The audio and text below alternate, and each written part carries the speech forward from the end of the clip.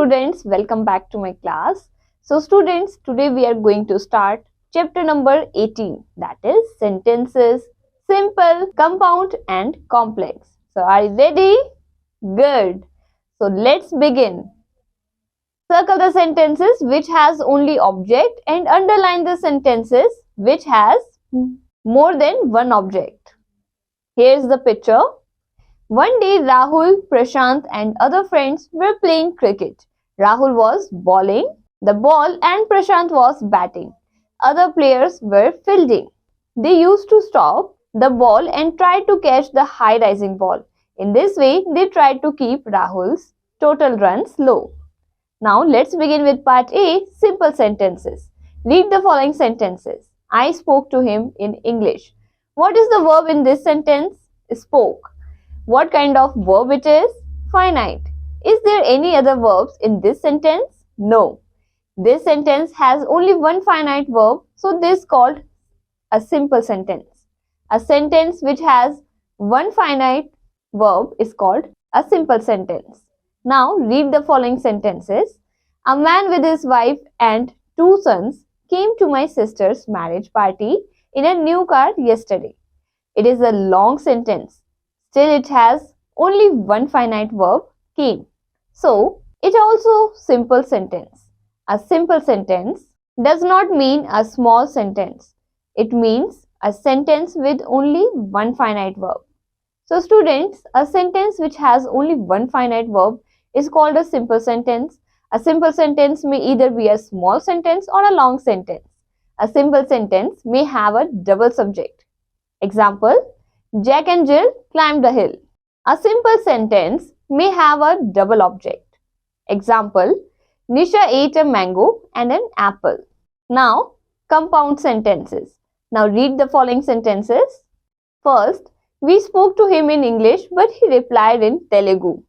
There were two finite verbs in this sentence, spoke with we as its subject and replied with he as its subject. This sentence is made up of two clauses, each containing one finite verb and joined by the conjunction and. The clauses are, first, we spoke to him in English. Second, he replied in Telugu. Both of these clauses are independent. They do not depend on one another. Both of them have equal importance. Both of them are principal or main clauses. A sentence of this kind is called a compound sentence. A sentence made up of two or more principal or main clauses is called a compound sentence. The clauses of compound sentence are called coordinate clauses. The coordinate clauses of a compound sentence are joined by a coordinating conjunction. If a compound sentence is made up of two clauses and if the subject of the second clause is the same as the subject of the first, then the second subject is often omitted. Here are some examples. Mother cooked dinner and she served us. Mother cooked dinner and served us. The second subject, she, is omitted. Now students, read the following sentences carefully and mention whether they are simple sentences or compound sentences. One has been done for you. First, she loves to play chess. So it is a simple sentence. So in this way, do the rest sentences by yourself. Now next is complex sentence. Now read the following sentences. I took an umbrella because it was raining. There are two finite verbs in this sentence. Took with I as its subject and was raining with it as its subject.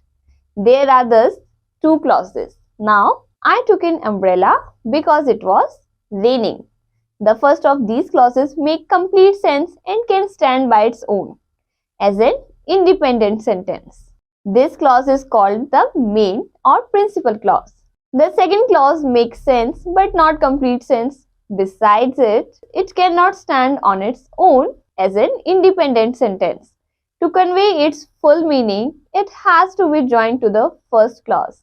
Therefore, this clause is called a subordinate clause. The sentence itself is called a complete sentence. A sentence that is made up of a principal or main clause and one or more subordinate clauses is called a complex sentence.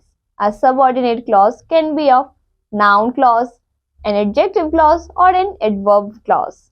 Now students, write S for simple sentences, CD for compound sentences, and CX for complex sentences. First, although he was rich, he was still unhappy. So students, this sentence is a compound sentence. So in this way, do the rest by yourself. Now next is match the columns to make compound or complex sentences. Let's do the first. Cats can climb up trees. So you will match it with D, but dogs cannot climb up trees. So in this way, match the column A with column 2 with column B correctly. And that's all from this chapter. Bye bye kids. Take care.